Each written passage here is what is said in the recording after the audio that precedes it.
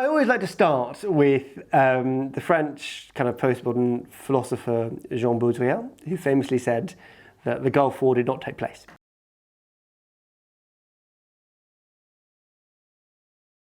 He wrote these 3 essays before, during and after the Gulf War. The Gulf War will not take place, the Gulf War is not taking place, the Gulf War did not take place.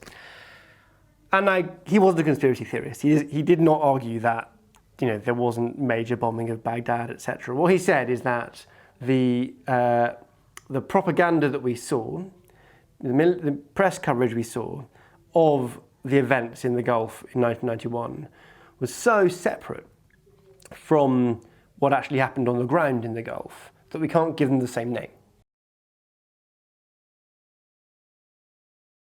So if the thing that we saw beamed to us on our TVs by CNN mostly in 1991 is called the Gulf War, then the actual events on the ground in Baghdad and Kuwait and so on have to be given a different name because they're so different from each other.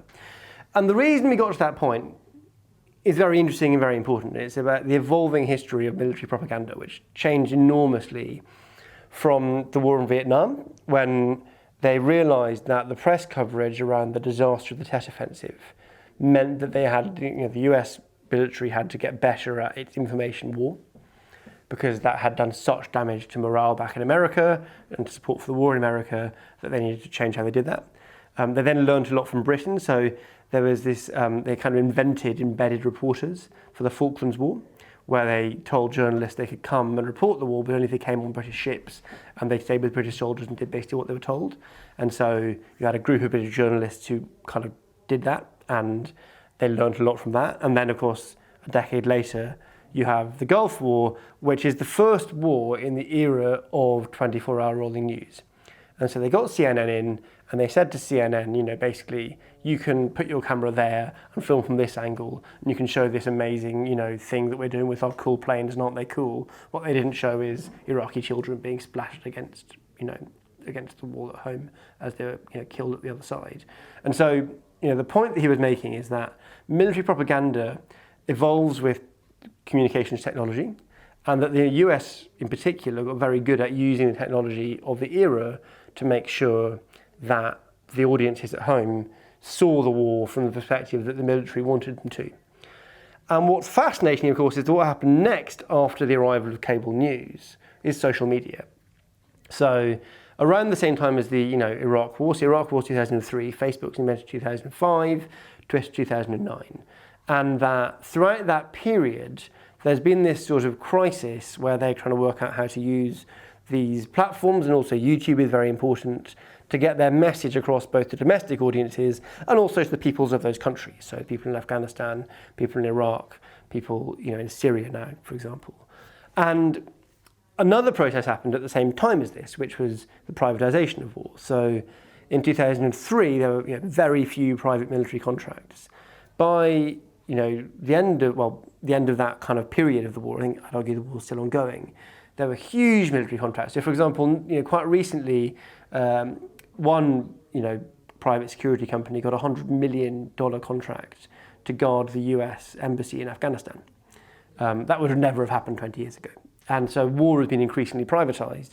And that means that as part of that process of kind of propaganda has also been privatized. And so we've seen various old PR companies get involved in the propaganda around war. That as the learning around that's evolved, and as privatization has increased, as neoliberalism has pushed people to privatize more and more stuff. And a company right in the middle of all of that, which sort of started in the 90s but grew throughout that process, it started out as Strategic Communication Laboratories, SCL.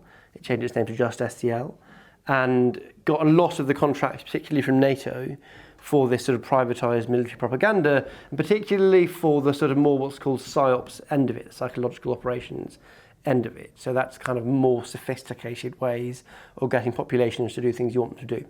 And so they did that in various places around the world. But then at some point in the last few years, the people behind SCL, who of course, it's a British company and they went to the same schools and universities as a lot of the rest of the British establishment, not because there's a conspiracy, but just because Britain is run by quite a small group of people. And so often they're related to a lot of these politicians and so on. But they realised that they could use the same skills they developed in places like Iraq and Afghanistan to win elections and referendums in the US and in Britain. So they set up this company as a spin-off from SCL called Cambridge Analytica. And Cambridge Analytica first got the contract to, having done various bits of business around the world, to run Ted Cruz's primary campaign in the States, and then got the contract after Ted Cruz lost Donald Trump to run Donald Trump's campaign in the States. And there's a lot of evidence, for example, great academic Emma Bryant interviewed them, and they talked very openly about how they used the promotion of Islamophobia in the Trump campaign. They understood that would be a key message that would win them the election, and they, pushed a lot of messages about, not liking Muslims into the election. They kind of intentionally ramped up the kind of racial division, the racism of the campaign. And similarly, a company which has a lot of links to Cambridge Analytica, and which there's been various media coverage about their exact relationship, but sits very much in the same network. It's called Aggregate IQ, and it was used by almost all the different Leave campaigns during the UK's European referendum. And I think it's absolutely vital to understand that the process of the referendum campaign and the sorts of people who are pushing the Leave vote are absolutely tied into the same networks, and they're part of the same networks as the people who have benefited from this massive privatisation of war since the Afghanistan and Iraq wars. And there's lots more examples of this that we've uncovered in our research into the Brexit process, and that you can't really understand Brexit or in fact Trump's election without thinking about how neoliberalism has created this elite with a huge interest in kind of military and security and the ongoing privatisation of those things. And of course, the rising kind of alignment of capital and military is absolutely the traditional nexus of fascism. That's what fascism grows out of. I think this is, what we're seeing here is a kind of shift in the political economy of Britain towards a very worrying place where you've got these big lobbies, these big elites with huge interests in disaster and in crisis and in, the kinds of things happening which you'd see as an opportunity if you were a mercenary company.